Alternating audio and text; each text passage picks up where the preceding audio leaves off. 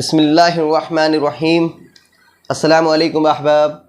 आज अल्हम्दुलिल्लाह एक वाक़या है खलीफ़ा का, मंसूर का, हज़रत मंसूर का है। और वाक़या जो है हज़रत अबू मोहम्मद इमाम जाफ़र सादिक़ रहमतुल्लाह अलैहि के हालात के बारे में वाक़या है ये। तो अज़मत औलिया का इज़हार है। तो खलीफ़ा मंसूर ने एक शब अपने वज़ीर को हुक्म दिया कि जाफ़र सादिक़ को मेरे रूबरू पेश करो ताकि मैं उसको कत्ल कर दूँ। तो जाफ़र सादिक़, इमाम जाफ़र सादिक़ रहमतुल्लाह अलैहि बहुत ही बड़े अल्लाह वाले हैं। इनका शुमार सहाबा इकराम के बाद ही किया जाता है। वज़ीर ने अर्ज़ किया कि दुनिया को खैर बात कहकर जो शख्स उज़लत नशीन हो गया हो उसको कत्ल करना करीन मसलियत नहीं, यानी जो बंदा दुनिया से बेरग़बती हासिल कर चुका हो उसको कत्ल करना ना करना बराबरी है, क्योंकि उसका दुनिया से तो कोई ताल्लुक़ ही नहीं रहा। लेकिन खलीफा ने गज़बानाक होकर कहा कि मेरे हुक्म की तामील तुम पर ज़रूरी है। चुनांचे मजबूरन वज़ीर जाफ़र सादिक़ को लेने चला गया। इमाम जाफ़र सादिक़ रहमतुल्लाह अलैहि को वज़ीर लेने के लिए चला गया। उस वक्त खलीफा थे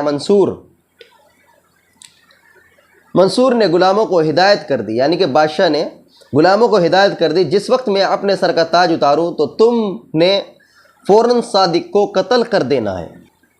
लेकिन जब वज़ीर के हमरा आप तशरीफ़ लाए, यानी इमाम जाफ़र सादिक़ रहमतुल्लाह अलैहि जब तशरीफ़ लाए तो बादशाह ख़ुद खड़ा हो गया।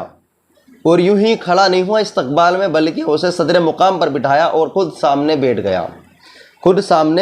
बैठ गया और दरियाफ़्त करने लगा, आप ज़रूरत के मुतालिक बताएं। आपने फरमाया, यानी बादशाह जो कह रहा था कि मेरे सर के ताज जब मैं उतारूँ तो उन्हें कत्ल कर देना। अब वही बादशाह अपनी गद्दी पर उन्हें बिठाता है और ख़ुद सामने बैठ जाता है और कहता है कि आप मुझे बताएं, और दरियाफ़्त करने लगा कि आप अपनी ज़रूरत के बारे में मुझे बताएं कि मैं किस तरह से आपकी मदद कर सकूं। तो इमाम जाफ़र रहमतुल्लाह अलैहि के जो अल्फाज हैं, आपने फरमाया कि मेरी सबसे अहम हाजत व ज़रूरत यह है कि आइंदा फिर कभी मुझे दोबारा तलब न किया जाए। ये इमाम जाफ़र सादिक़ रहमतुल्लाह अलैहि के अल्फाज हैं। इससे मेरी इबादत में खलल पड़ता है। चुनांचे मंसूर ने वादा करके इज़्ज़त व एहतराम के साथ आपको रुखसत कर दिया। इसके बाद जो वज़ीर था और जो गुलाम थे, जो खादिम थे काम करने वाले, वो कहने लगे बादशाह से। एक रिवायत में तो यह है कि वो बंदा उसके बाद 3 दिन तक बेहोश हो गया। उनके जाने के बाद वो बंदा 3 दिन तक बेहोश हो गया।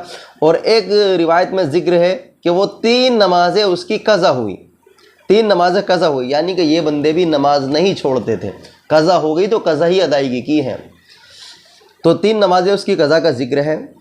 उसके बाद बहरहाल खलीफा के यह हालात देखकर वज़ीर व गुलाम हैरत ज़दा हो गए। और जब खलीफा से इसका हाल दरियाफ़्त किया तो उसने बताया, जब उससे पूछा कि आपकी यह हालत कैसे हुई, तो उसने बताया कि जिस वक्त जाफ़र सादिक़ मेरे पास तशरीफ़ लाए तो उनके साथ एक इतना बड़ा अज़दा था जो अपने जबड़ों के दरमियान पूरे चबूतरे को, यानी कि पूरा जो महल था उनका, पूरे चबूतरे को खा सकता था। और वो अपनी ज़बान में मुझसे कह रहा था, अगर तूने जरासी भी गुस्ताखी की तो तुझे तेरे पूरे चबूतरे के साथ निगल जाऊंगा। तो उसकी जो दहशत थी मुझ पर इतनी हुई कि मैं ज़रूरत ना कर सका कि ज़रा सी गुस्ताखी कर सकूँ। कत्ल करना तो बहुत दूर की बात है। तो इमाम जाफ़र सादिक़ रहमतुल्लाह अलैहि ये वो बड़े बुज़ुर्ग हैं अल्लाह वाले, जिनका सहाबाओं के बाद में नाम आता है। और अल्हम्दुलिल्लाह ऐसे बड़े बड़े अल्लाह वाले गुज़रे कि कोई उन्हें बुला भी रहा है तो उनके साथ में ख़ुद अल्लाह ताला ने ऐसी ताकतें दे रखी हैं जो दूसरों को नज़र आ रही हैं। हालांकि सिर्फ बादशाह को नज़र आई, वज़ीर को ना नज़र आई, ना ही उनके गुलामों को नज़र आई। तो अल्लाह रब्बुल इज़्ज़त अपने नेक बंदों को ऐसी अज़्र अज़ीम अता फरमाते हैं और दुनिया में भी उन्हें कामयाब कर देते हैं और आखिरत में इंशाअल्लाह उन्हें कामयाबी मिलनी है।